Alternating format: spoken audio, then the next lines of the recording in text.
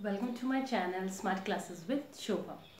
आज का जो टॉपिक है वो हम स्टार्ट कर रहे हैं for class 8 history, chapter number 1, when, where and how. As we all know कि अभी तक जितने भी आपने जो 7th क्लास में चैप्टर पढ़े होंगे उसमें आपने सब कुछ पढ़ा होगा रिगार्डिंग मुगल्स एंड जितने भी हमारे सब कॉन्टिनेंट से इन्वेजन हो रहे थे, like Portuguese, Dutch and Britisher also from the Europe. तो ये जो पीरियड था इसके बारे में we have all talked about in class 7। Now for class 8, इस पूरे जो क्लास 8 में है वो आप ब्रिटिशर्स के बारे में बात करेंगे। ब्रिटिशर्स ने क्या पॉलिसीज़ रही उनकी, उन्होंने किस तरीके से इंडिया को इफ़ेक्ट किया। We will talk each and everything about in this next in this class. So for this chapter we will talk about how in 19th century they came up with some British thinkers जिन्होंने India को categorise किया, जिन्होंने India को अपने way of ideology के base पे अपना एक आइडिया सामने रखा कि इंडिया कैसा है। Although it is not true at the time, वो ऐसा नहीं था, बट उन्होंने क्या किया उस टाइम पे। Will talk about all this in this chapter. The first point is the British periodisations of the Indian history. अब ब्रिटिश के टाइम पे, ब्रिटिश पीरियड में उन्होंने इंडिया को ऐसा शो किया कि like in medieval period there was no development, no industrialisations, nothing was like that which was be cherishable और which was be we can represent as India have done it. तो उन्होंने India को ऐसे ही show किया कि जब तक Britishers नहीं आए थे तब तक इंडिया का कुछ भी अच्छा नहीं था। Means the Britishers they came up with new ideology, new industrialisation and each and every thing. लेकिन ब्रिटिशर्स ने कभी भी उस समय क्या कल्चर रहता था, क्या सोसाइटी रहती थी, इंडियन पीपल जो थे वो किस चीज़ को डे टू डे लाइफ उनकी क्या थी, ऐसा कुछ भी मेंशन नहीं किया अपने हिस्ट्री में। उस समय जो ब्रिटिशर्स के एक James mill, he was the British thinker, उन्होंने एक बुक लिखी जिसका नाम था the history of British in 1817। इस बुक में इन्होंने जो इंडिया की हिस्ट्री है उसको कैटेगराइज कर दिया 3 पार्ट्स में, Hindu, Muslim and British period.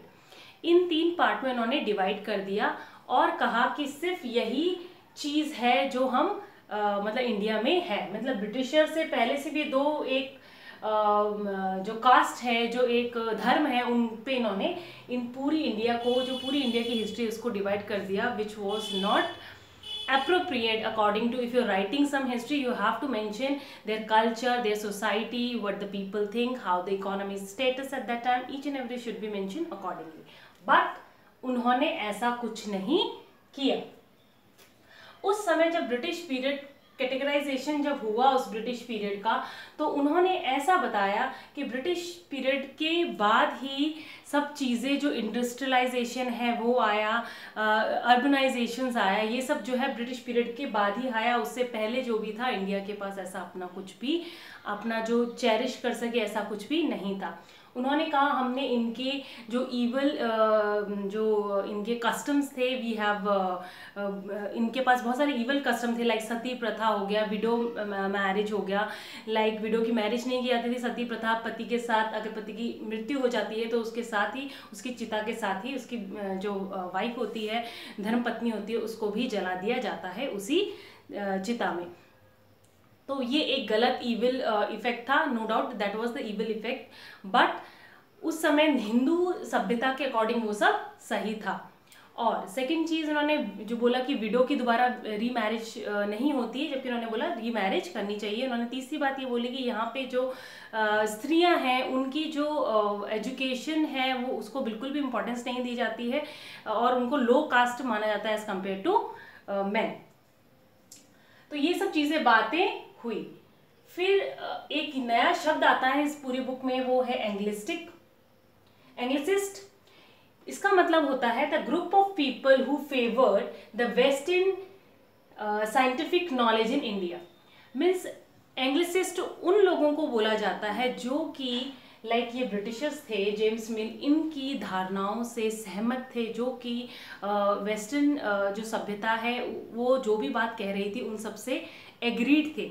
उन सबसे सहमत थे, उन सब चीज़ों से सहमत थे, उन सभी लोगों को हम एंग्लिसिस्ट कहते थे। जितने भी ब्रिटिशर्स एडमिनिस्ट्रेशन था, they were supporting to all this kind of people like thinkers, because they promoting the Britishers as compare to the Indian society और इंडियन कल्चर एंड ऑल। इसके ड्रॉबैक क्या आए जेम्स मिल की जो जितनी बात थी उसके सबसे पहले ड्रॉबैक्स ये था कि जिस तरीके का जो कैटेगराइजेशन था वो बिल्कुल गलत था। दूसरा ड्रॉबैक ये था कि he have not talked about the people life, their culture, their society, what they think, how they deal with, what was their thinking, he have not mention anything in this book.